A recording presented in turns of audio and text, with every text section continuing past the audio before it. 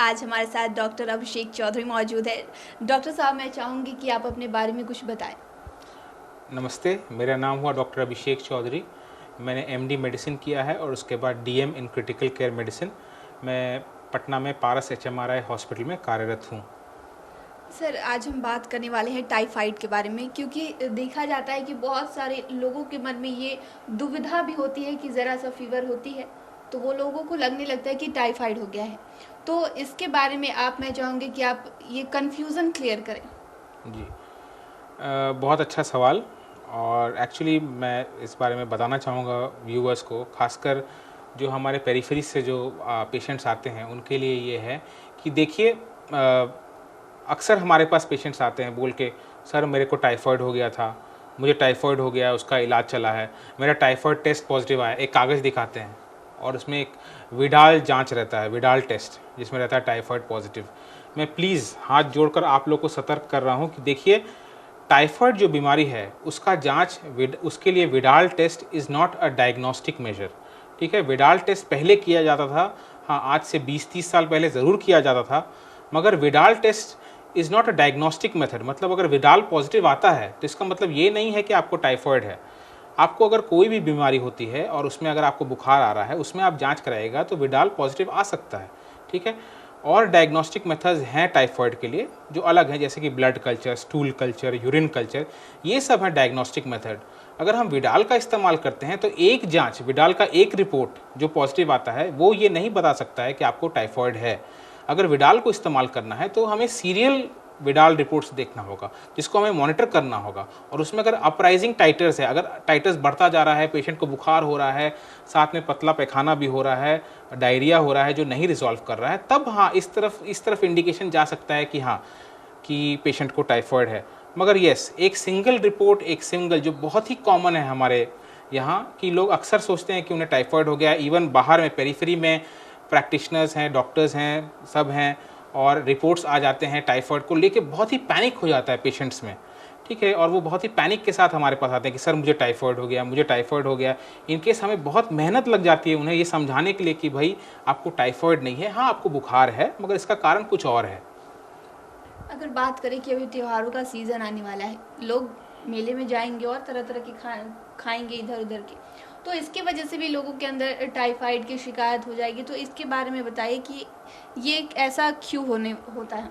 जी, जी, बिल्कुल, बिल्कुल। अब हम सही जगह पे आ रहे हैं और सही सवाल ये है कि टाइफाइड कैसे होता है। देखिए, टाइफाइड जो होता है बिल्कुल फीको ओरल रूट, यानी कि अगर कोई इन्फेक्टेड, टाइफाइड का इन्फेक्टेड मरीज़ अगर वॉशरूम गया, या जैसे कि हमारे देश में प्रैक्टिस है कि लोग मैदान जाते हैं या विलेजेस में, खेतों में जाते हैं, तो अगर उनका इन्फेक्टेड वॉशरूम, जो बाथरूम गए हैं उससे इन्फेक्टेड अगर हो के वो बैक्टीरिया अगर किसी के खाने में, या किसी ने खाना बनाया, खाने को छुआ, तो ऑफकोर्स उस खाने में फैल जाएगा।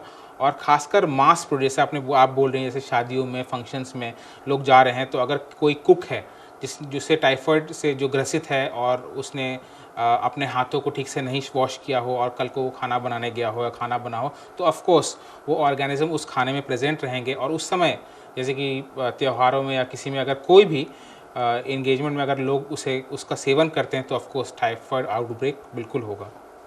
अगर हम त्योहारों की बात करें थे, नॉर्मली भी अगर देखा जाए कि गाँवों में भी देखा जाता है कि गांव में ज़्यादा शिकायतें आती है, या फिर तो ये क्यों फैलता है? इसके त्योहारों के अलावा में ये भीड़ भाड़ के अलावा भी कैसे फैलता है? जी, जैसा मैंने बोला ना, कि गाँव में, क्योंकि ये प्रैक्टिस हमें बिल्कुल हटाना होगा कि ये घर घर में शौचालय होना चाहिए और लोगों को शौच बिल्कुल अपने घर ही में करना चाहिए। ये बहुत ही इम्पोर्टेंट चीज़ है, क्योंकि घर अगर शौचालय में लोग शौच करते हैं तो वो ये इस बात का ख्याल ज़रूर रखते हैं कि वो अपने हाथों को ठीक तरह से साफ़ करें और स्वच्छता का पालन करें, है ना, अपने कपड़ों को भी साफ़ रखें। और इसीलिए पाया जाता है, जो आपका जो ये सवाल है बहुत अच्छा है कि गाँव में टाइफाइड के केस ज़्यादा क्यों आते हैं। उसका मेन कारण यही है कि घर घर में शौचालय होने के बाद भी, या बहुत से घर हैं जहाँ शौचालय अभी भी उस प्रक्रिया में हैं जो बन रहे हैं, इसलिए मैं सबसे अनुरोध करूँगा कि प्लीज़ शौचालय का प्रयोग करें और खेतों में और मैदान में जाना बंद करें। अगर बात करें कि लक्षणों की, जैसे हर बीमारी में लक्षण दिखाई देती है, तो टाइफाइड में भी क्या कोई लक्षण दिखाई देते हैं? जी, बिल्कुल। मोस्ट कॉमन जो सबसे आम बात है फीवर, बुखार, साथ में लूज़ मोशंस, डायरिया, है ना, पेट का ख़राब होना, बार बार बाथरूम जाना, एकदम वाटरी स्टूल्स होना, बहुत ही आम बात है टाइफाइड में। तो बचाव, इसके लिए बचाव क्या करना चाहिए एक मरीज को? Number one please, number one तो इसके स्प्रेड को हम लोग रोकेंगे, जो शौचालय का प्रयोग करेंगे। नंबर टू, अगर ऐसा कुछ हुआ कि आपको लगता है कि आपको टाइफाइड है तो कृपया अपने निकटतम डॉक्टर से संपर्क करें, ठीक है, जांच, अप्रोप्रिएट जांच किया जाए।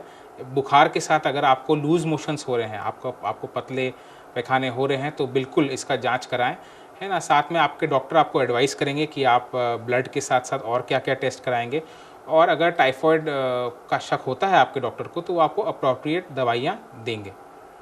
तो बात करें कि अगर एक टाइफाइड का मरीज़ है, वो कितने दिनों के अंदर ठीक हो जाता है और इसका इलाज किस तरह से किया जाता है?